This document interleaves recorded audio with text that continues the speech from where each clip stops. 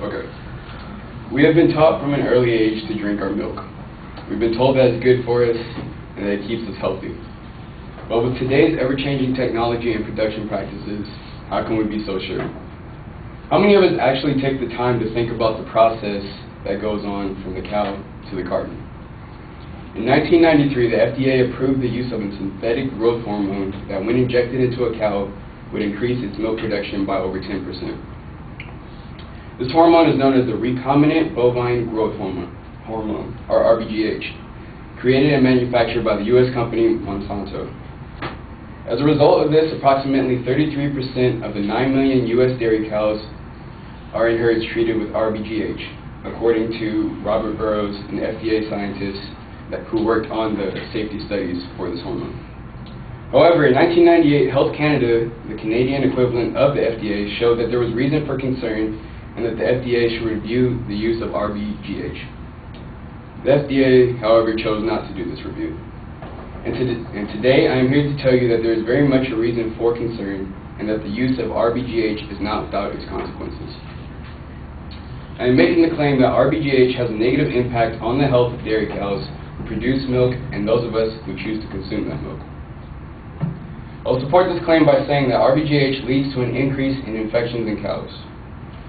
Research done by the company who made the hormone, Monsanto, showed up to an 80% incidence of mastitis.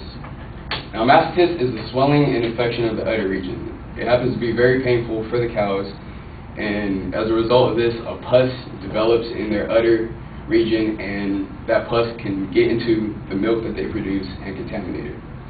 Now, Monsanto was aware of this, and on the label that has the hormone, on the label of the hormone that they give to the farmers, it says that there's an increased risk of mastitis and that they should provide more antibiotics for the cows.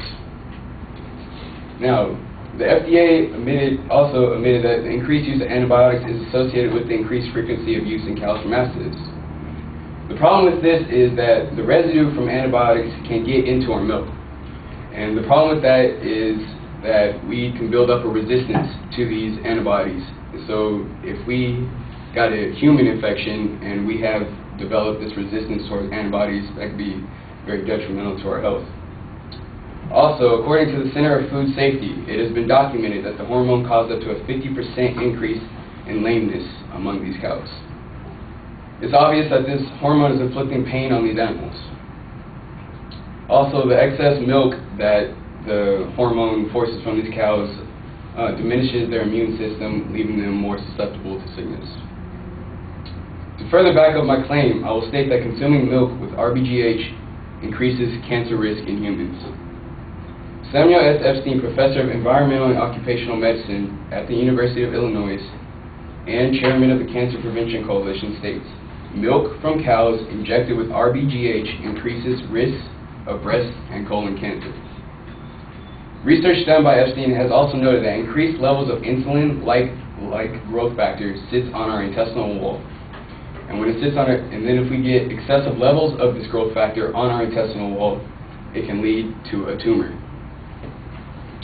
Epstein also quotes us saying that milk from cows with RBGH are supercharged with this insulin-like growth factor.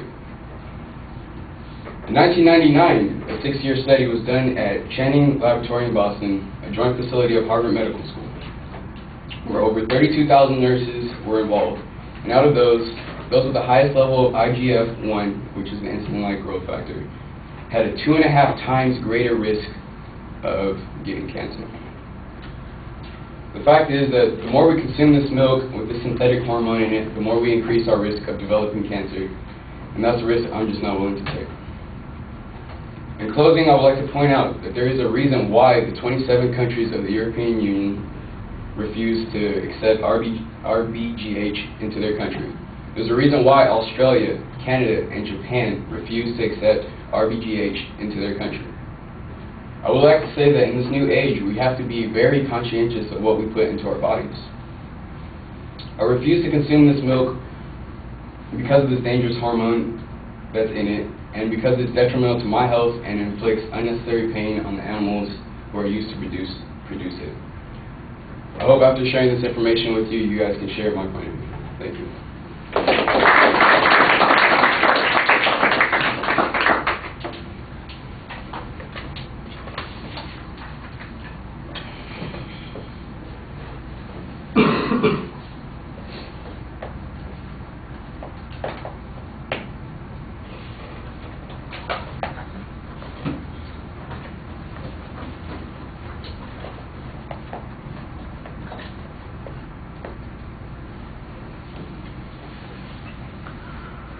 All right, let me start with the evidence. I thought that you had a variety of information. There's good factual data in the speech about the countries that don't accept it, about the labels and the warnings on those particular things. There are a couple of statistics that you present that are primarily related to particular kinds of research, like the 2.5 times risk of breast cancer in the one study that you were talking about.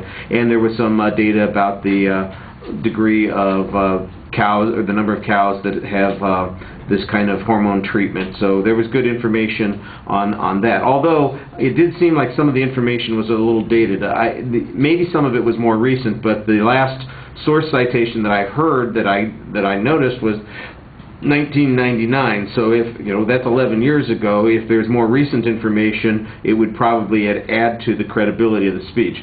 Now, the problem that I think there is with the presentation is that it's not as well organized as it needs to be. You don't have a preview of what the supporting points are going to be, and it sounds like you got 5 or 6 points, but they're randomly distributed in the presentation. There's probably a logical development to the way those ideas come together, but you need to set that up ahead of time so we can see where the chain inevitably leads. I thought the presentation was okay for the most part, and like I said, the evidence, I think you did a pretty good job on, except for the notion that maybe some of it might be a little bit more recent. All right, thank you.